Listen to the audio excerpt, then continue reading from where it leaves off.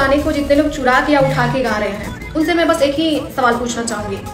कि कैसा लग रहा है फ्री का भोज भात खा के।